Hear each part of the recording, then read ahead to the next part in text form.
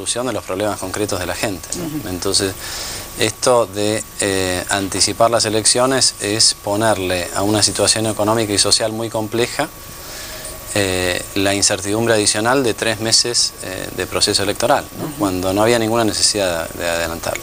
Alfonso, usted fue presidente del Banco Central durante un periodo de la gestión Duhalde y parte de la gestión Kirchner también. Estuvo ahí 2 años. Tuve casi 2 años. Casi 2 años. La pregunta que yo le hago, hoy, a su juicio, ¿cuáles son las luces más importantes, ¿no?, de alerta que tiene hoy la economía argentina, a su juicio? Yo me quedo con una, y es la caída del empleo, ¿no? Que hasta ahora no aparece en los medios por diferentes motivos. Primero, porque el gobierno no publica los números. Segundo, porque el gobierno presiona para que los medios no den malas noticias.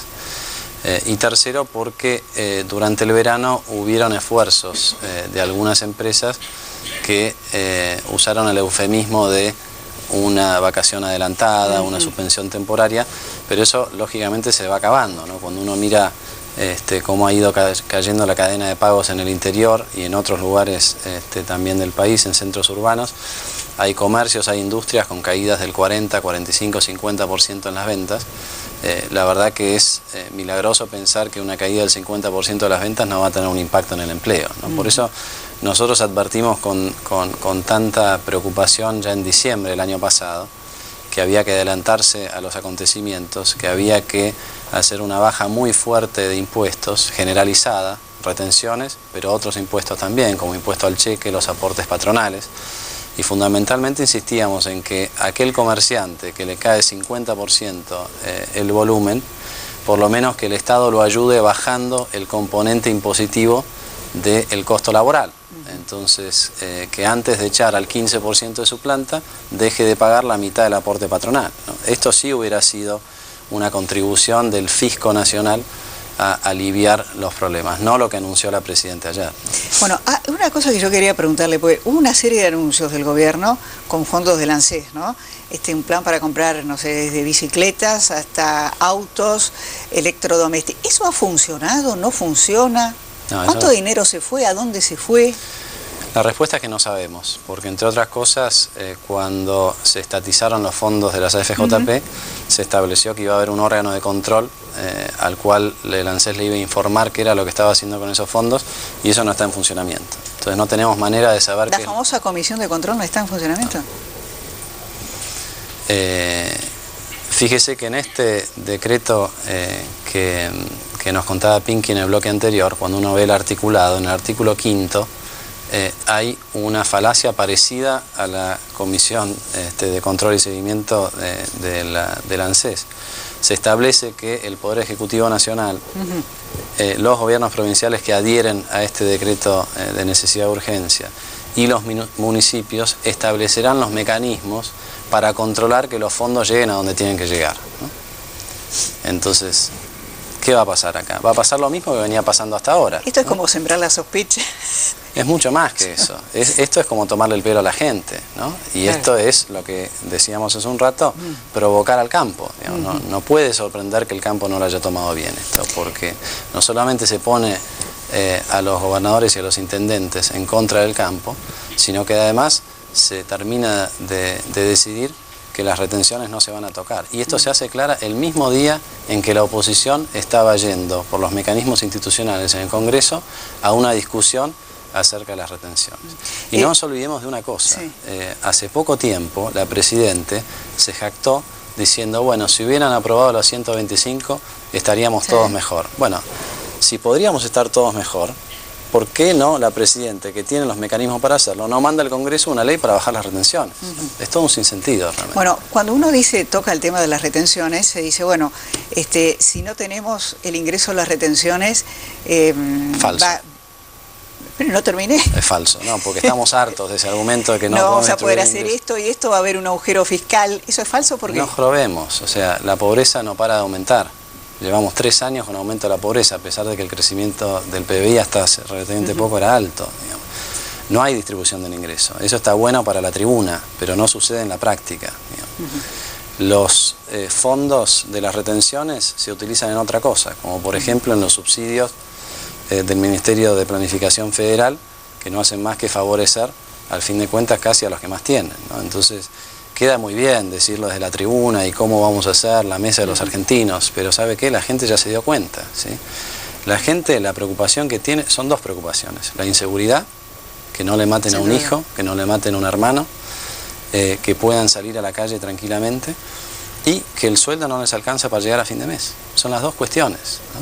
Y el tema de seguridad es tan grave porque hoy está grave otro policía, y el mismo gobernador Scioli ha anunciado que le ha pedido al gobierno nacional que le manden 1000 gendarmes a la provincia de Buenos Aires. Este es un reconocimiento que Scioli siempre lo ha hecho frente a otros funcionarios que decían no, que las estadísticas, pero es un reconocimiento realmente de que no se está controlando este flagelo, ¿no?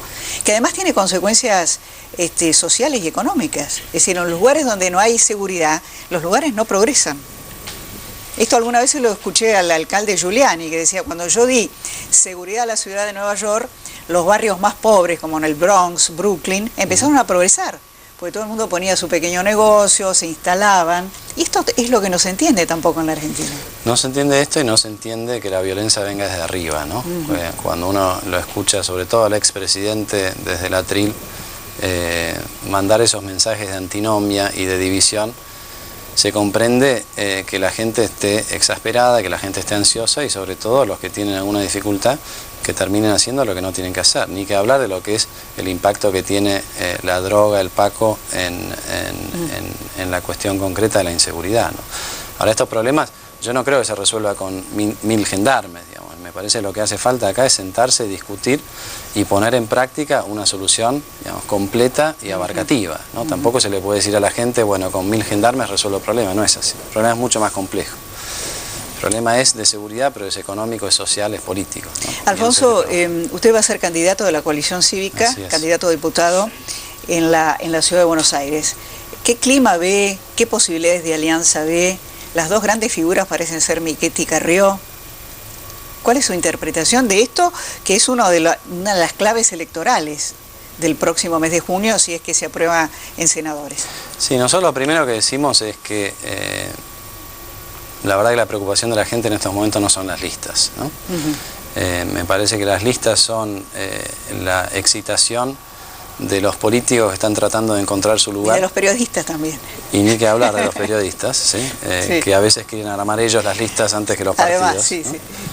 Y que ahora en todo caso, gracias a adelantar las elecciones, quizás les facilitan el trabajo porque casi no hay tiempo para hacer internas en los lugares donde se podrían haber hecho. Pero lo que primero decimos nosotros es, nosotros en la coalición cívica estamos convencidos del programa que tenemos, de las ideas y los valores, y estamos convencidos de la gente que tenemos. Y después la persona A va en el puesto 1, 2 o 3, francamente es poco relevante, ¿no? Y eso en el caso nuestro no se va a resolver hasta el último día que tenemos, que es el 9 de mayo. La otra cuestión es que percibimos con muchísima claridad una necesidad de oponerse al mensaje de división y de antinomia que manda el presidente cada vez que se sube al atril y cada vez que se enfrenta a algún sector. Eso lo percibimos con mucha claridad, y en eso la coalición cívica viene trabajando hace tiempo, no solamente en su alianza con el socialismo, sino en el diálogo y la coordinación que estamos teniendo con el radicalismo, y los mensajes que ha ido mandando la doctora Carrió. Yo creo que hay distintos grados de ponerse de acuerdo. Lo que propone hoy Macri es el acuerdo mínimo, que es pongámonos de acuerdo en que no nos vamos a... una Moncloa chiquito. Claro, en que no nos vamos a agredir. Sí. Me parece que eso no es lo que está pidiendo la gente. Hay un grado adicional que es, bueno, pongámonos de acuerdo en compartir fiscales, por ejemplo. Asegurémonos que la oposición tiene fiscales que se pueden compartir de manera tal de que el oficialismo no va a estar robando los votos que votó en la última elección.